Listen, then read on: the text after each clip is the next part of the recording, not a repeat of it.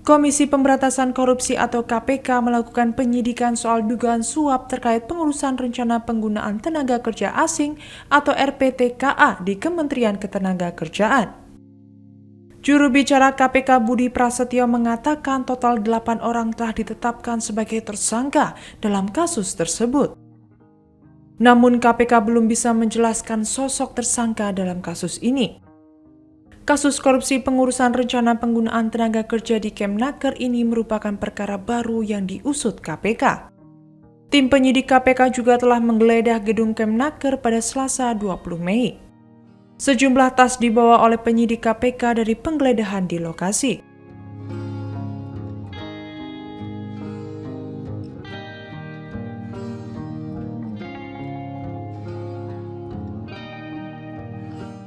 Kegiatan penggeledahan di Kementerian Ketenagakerjaan.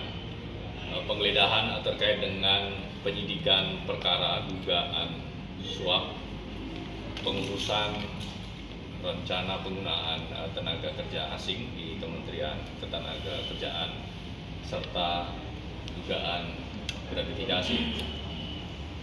Sejauh ini KPK telah menetapkan beberapa pihak sebagai tersangka dalam perkara ini.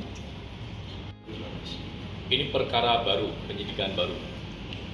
Mas, dari Kemenaker sudah bilang kalau misalkan kasus ini katanya sebenarnya sudah terjadi sejak 2019. Berarti ini tempusnya 2019, benar Mas?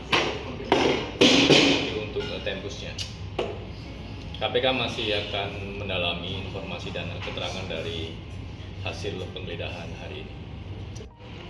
Seperti baru bulan ini. Oh, berarti belum ada yang diperiksa ya Mas sebelumnya kita penyidikan termasuk pada tersangka ini? Nanti kami cek. Itu fix ada berapa Mas? Saat ini sudah ada 8 orang yang ditetapkan sebagai tersangka dalam perkara ini. Dari unsur mana aja Mas? Penyelenggara negara, pihak Kemenaker dan swasta atau seperti apa? Secara lengkap nanti akan kami sampaikan.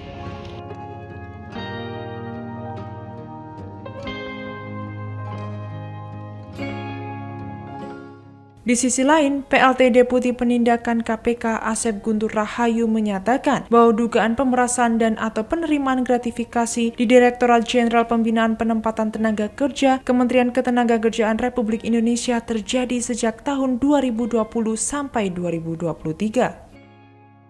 Asep menjelaskan bahwa pegawai di Ditjen Bina Penta diduga memungut atau memaksa para calon tenaga kerja asing untuk memberikan sesuatu dan atau menerima gratifikasi ketika hendak bekerja di Indonesia.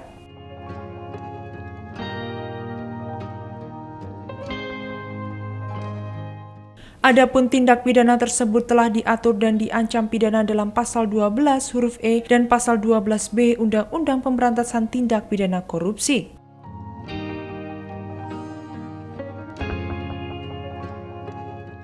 Sementara itu, Menteri Ketenagakerjaan Yasserli buka-bukaan terkait kasus dugaan suap tersebut. Yasserli mengatakan pihaknya sudah mencopot pejabat yang diduga terlibat dalam kasus tersebut. Ia menyerahkan proses hukum para mantan pejabat Kemnaker itu ke KPK. Yasserli menyebut layanan terhadap izin tenaga kerja asing saat ini tetap bisa berjalan.